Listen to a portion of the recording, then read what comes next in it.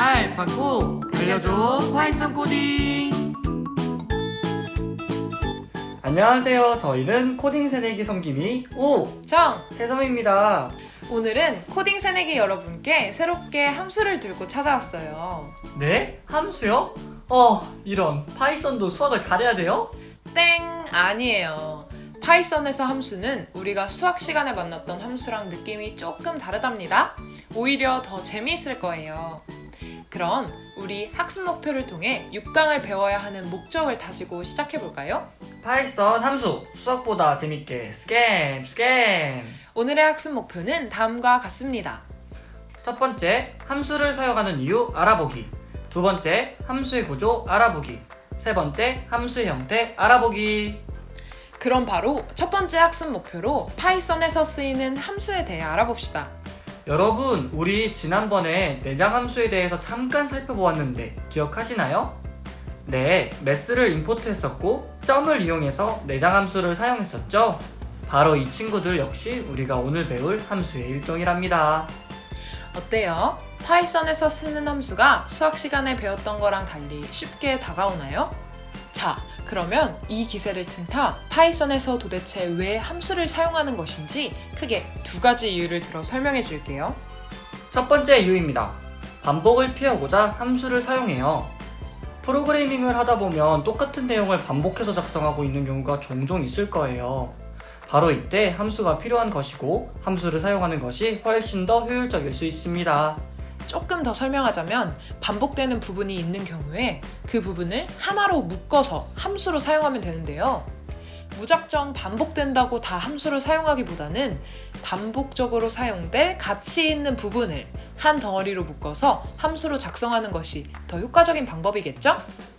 두 번째 이유는 자신이 만든 프로그램의 흐름을 편리하게 파악하기 위해서 함수를 사용합니다. 자신이 만든 프로그램을 함수를 활용하여 만든다면 그 프로그램의 흐름을 파악하기 더 쉬워지기 때문이죠. 프로그램에서 사용자가 입력한 값이 여러 함수를 거치면서 원하는 결과값을 내는 것을 볼 수 있어요. 그래서 에러가 났을 때도 어디에서 에러가 난 건지 금방 발견할 수 있을 거예요. 아, 그렇구나. 그러면 내장 함수 말고도 제가 만들고 싶은 함수를 그때그때 만들어서 사용할 수 있나요? 좋은 포인트예요. 당연히 가능하답니다. 그게 바로 오늘 우리가 배울 User Defined Function, 사용자 정의 함수입니다. 사용자 정의 함수는 지난번에 사용한 매스처럼 라이브러리에 내장된 함수가 아니라 사용자가 직접 만들어서 사용할 수 있는 함수랍니다. 자, 그럼 이어서 두 번째 학습 목표, 파이썬 함수의 구조를 한번 살펴봅시다. 여기 그림 자료를 보면 먼저 def는 함수를 만들 때 사용하는 명령어로 definition의 앞글자 def를 따와 함수를 정의하겠다는 의미를 지닙니다. def 바로 뒤는 함수의 이름을 넣는 자리이고요. 함수명도 변수명처럼 사용자가 원하는 이름으로 작성하면 되는데 역시 의미 있게 지어주면 더 좋겠죠? 그 다음에 오는 것은 매개 변수로 파라미터라고도 하는데요. 이 매개 변수는 함수에 관한 입력으로 전달된 값을 받아주는 변수입니다. 그리고 함수의 body에 있는 수행할 문장에는 이 함수가 쓰일 때마다 수행될 코드들을 넣으면 됩니다. 처음이라서 그런지 매개 변수 파라미터가 조금 이해하기 어려운데 더 자세히 설명해 줄 수 있나요? 매개 변수를 이해하기 위해서는 argument라고 불리는 인수도 함께 배워서 더 쉽게 이해해 봅시다.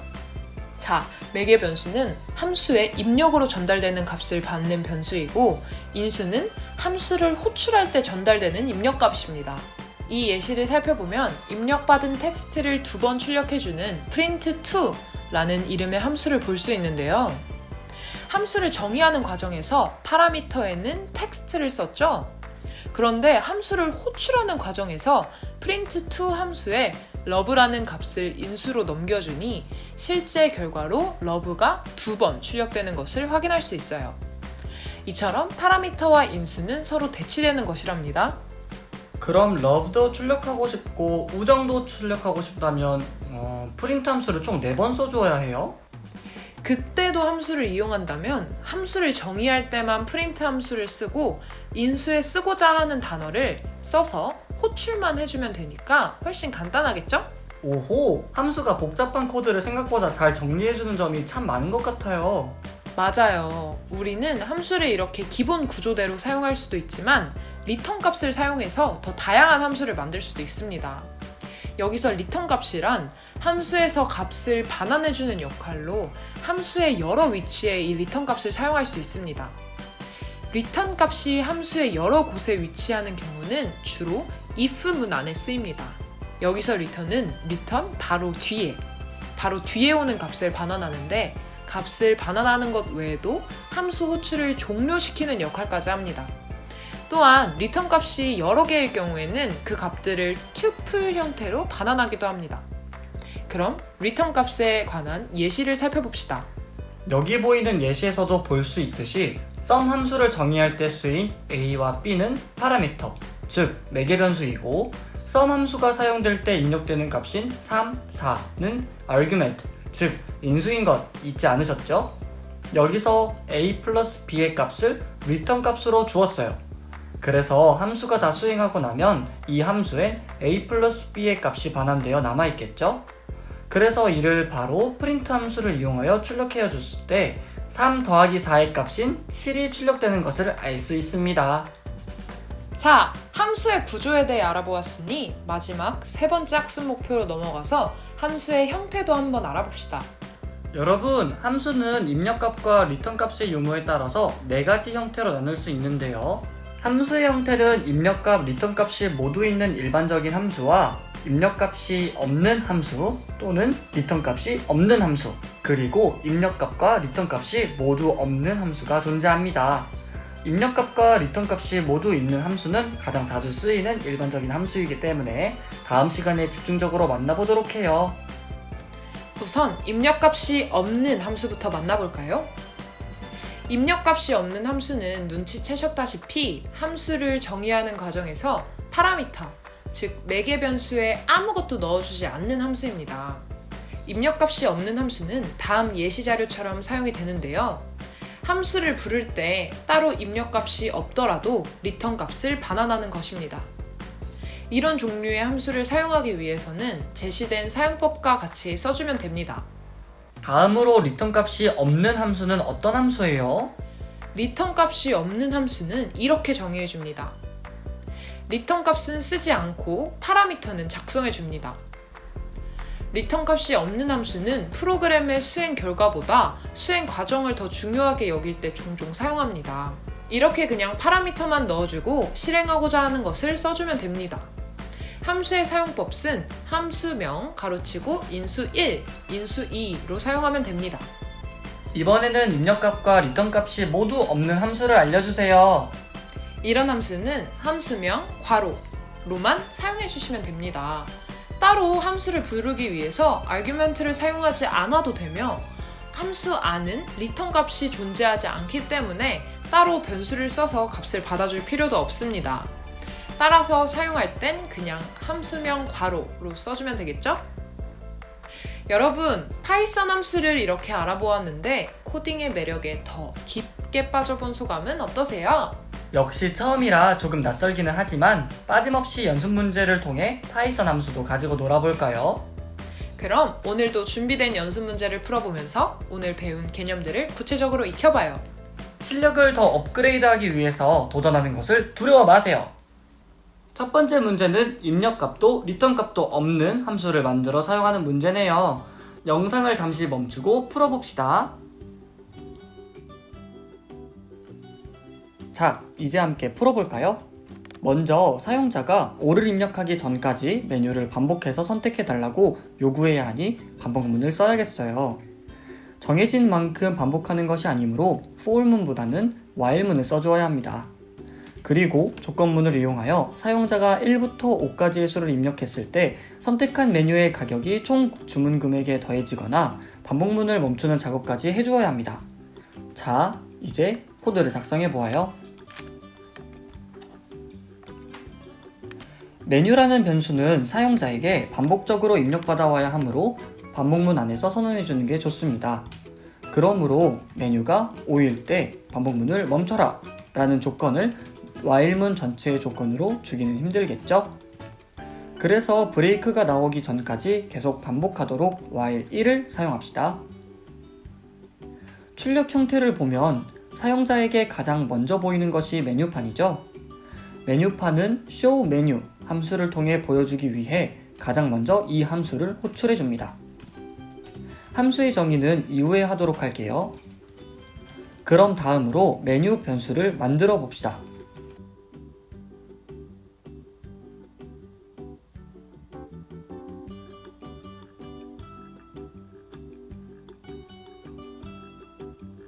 이제 메뉴에 따라 가격을 총 주문 금액에 더해주는 조건문을 작성해 봅시다. 그러기 위해서는 총 주문 금액을 저장하는 변수가 필요하겠죠? 이 변수를 토탈이라고 하고 0을 할당해 줄 건데 반복문 안에서 이 변수를 만들어 버리면 반복문이 반복될 때마다 0으로 저장되기 때문에 총합계를 저장할 수 없으므로 반복문 밖에서 선언해 줄게요.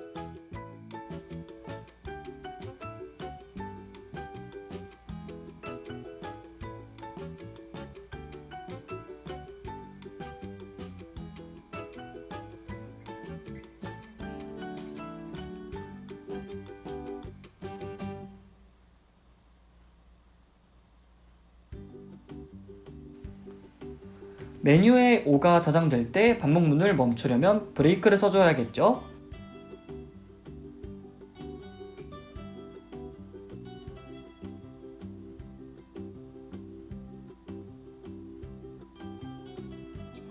그런데 바로 브레이크를 쓰면 현재까지의 주문 금액은 이 문구가 출력되지 않아요.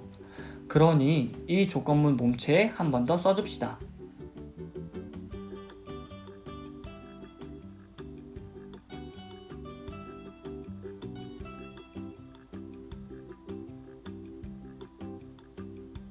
그리고 마지막 문장까지 출력해주면 돼요.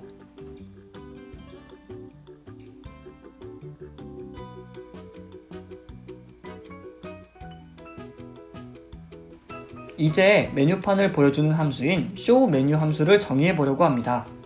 프린트 함수를 이용하여 메뉴를 출력해주면 되기 때문에 방법은 아주 간단합니다.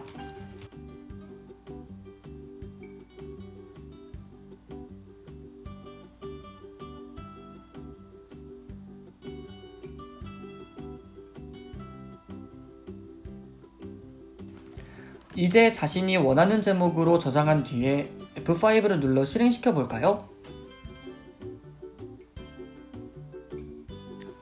역시 잘 작동하네요. 그런데 함수의 정의를 가장 마지막에 한 이유는 뭘까요? 그 이유는 함수를 통해 실행시키고 싶은 것을 대략 생각해 둔 뒤 메인 부분에서 이 함수가 어느 곳에 쓰일지 또 어떻게 쓰일지를 생각하여 배치해 두면 함수를 정의할 내용이 더 명확하게 눈에 들어오기 때문입니다. 이번 문제에서는 정의할 내용이 아주 간단한 함수여서 잘 안 느껴질 수도 있어요. 하지만 함수 안에 정의할 내용이 복잡할수록 메인 코딩을 하기 전에 함수를 먼저 정의하려고 한다면 어렵게 느껴질 수도 있어요. 그리고 메인 코딩을 하면서 함수의 정의를 수정하게 될 수도 있으니까 이렇게 탑다운 형식으로 코딩하는 것을 강력하게 추천해요. 효과적인 코딩을 위해서는 이러한 탑다운 형식을 쓰면 좋다는 점 꼭 알아두세요. 그럼 다음 문제로 넘어가 볼까요? 이번에는 입력 값은 있지만 리턴 값이 없는 함수를 만들어 활용하는 문제입니다. 영상을 잠시 멈추고 문제를 풀어주세요. 어때요, 여러분? 잘 푸셨나요?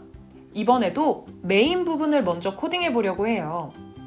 문제에서는 10명의 신장과 체중 정보를 받아서 이들의 비만도를 출력하라고 하네요. 그렇다면 이것도 반복문을 써야겠죠? 이때는 특정 조건보다는 그냥 10번 반복하는 것이니 for문을 써봅시다. 자, 먼저 한 사람의 신장과 체중을 입력받을 때 그 사람이 몇 번째인지를 표시해줘야 되죠? 이때 반복문을 이용하는 것이 좋으므로 i라는 변수를 활용해 봅시다. 그런데 우리가 평소에 프린트 함수를 쓸 때는 변수와 문자열을 혼합해서 쓰면서 따옴표와 쉼표로 구분했었죠? 하지만 input 함수 같은 경우에는 괄호 안에 쉼표를 쓰면서 2개 이상의 정보를 주는 것이 불가능하답니다. 그래서 한 번에 쓰는 방법을 알려줄게요. 일단 형태는 다음과 같아요. 앞에 숫자에 i 플러스 1이라는 값을 넣기 위해서 그 자리에 %s라고 써줍니다. 이 문자는 형식 지시자라고 하는데 이 자리에 문자열을 대치하겠다라는 의미예요. 그리고 문자열을 다 써준 뒤 % 기호를 이용하여 그 뒤에 대치하고자 하는 값이나 변수를 써줍니다. 우리가 쓸 변수인 i는 숫자형 데이터예요. 그런데 input 함수의 괄호 안에는 문자열만 써야 한답니다. 그래서 이렇게 스트링으로 묶어주며 형 변환을 해준 뒤에 스플릿 함수를 이용해서 신장과 체중을 구분해서 받아옵니다. 그리고 이어서 입력받은 신장과 체중 값을 int 타입으로 형 변환해주면 돼요. ask 비만 함수를 여기에 써줍시다.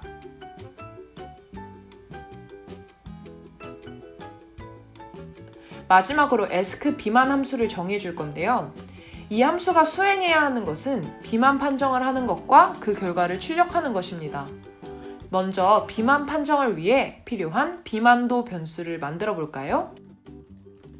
이 식은 문제에도 쓰여 있지만 신장은 미터 단위일 대로 계산해 주어야 한다는 점 잊지 마세요.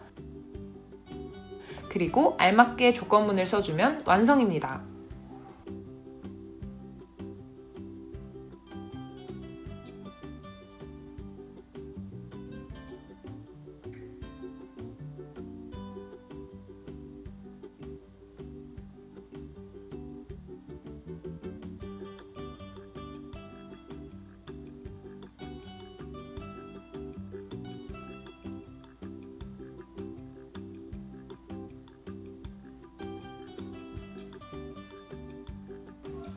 이제 자신이 원하는 제목으로 저장한 뒤에 F5를 눌러 실행시켜 볼까요?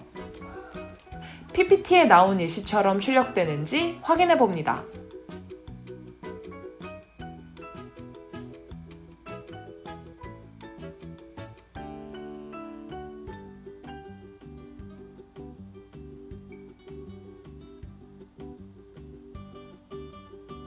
잘 작동하죠?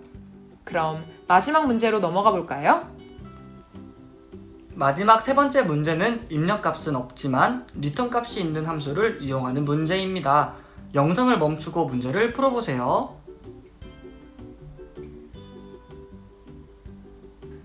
어때요 여러분? 잘 푸셨나요?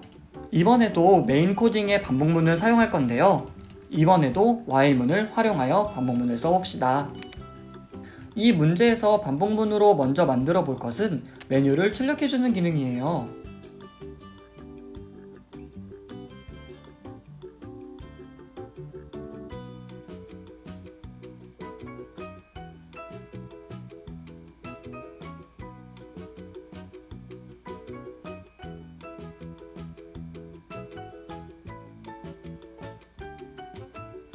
이렇게 메뉴 변수를 만들어 줍시다.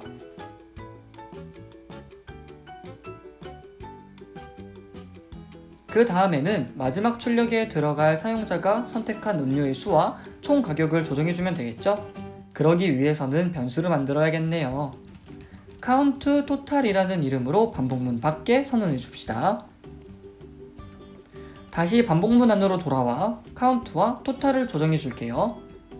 count는 플러스 등호 연산자를 이용하여 1씩 더해 줍시다. 토탈의 경우 메뉴에 따른 가격을 추가하여 저장하고 있어야 하므로 마찬가지로 플러스 등호 연산자를 이용합시다. 가격 정보는 문제에서 select can 함수가 선택한 음료의 가격을 return 값으로 가진다고 했으니 이 함수를 이용하면 되겠네요. 그럼 select can 함수의 정의는 이후에 해줄게요.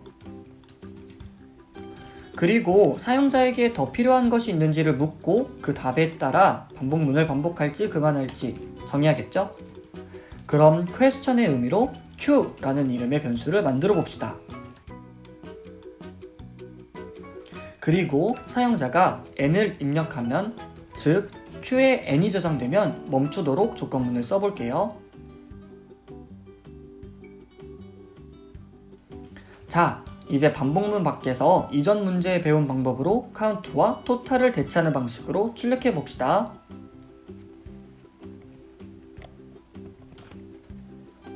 여기 %d는 이 자리에 인트형 데이터를 대체하겠다 라는 뜻의 문자입니다. 이렇게 둘 이상의 값이나 변수를 대체하고 싶은 경우에는 % 오른쪽에 괄호를 이용하여 대체하고자 하는 것들을 순서에 맞게 묶어줍니다. %d가 2개, 대체하고자 하는 변수도 2개이니 순서대로 잘 대치되겠죠? 그럼 마지막으로 함수를 정의해 볼까요? 조건문을 이용하여 알맞은 가격을 return 값으로 받으면 되겠어요.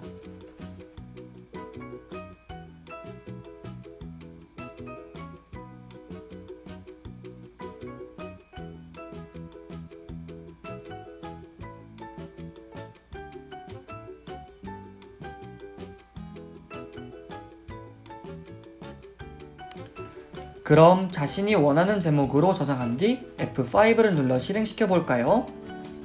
출력된 형태에 따라 입력해 볼게요.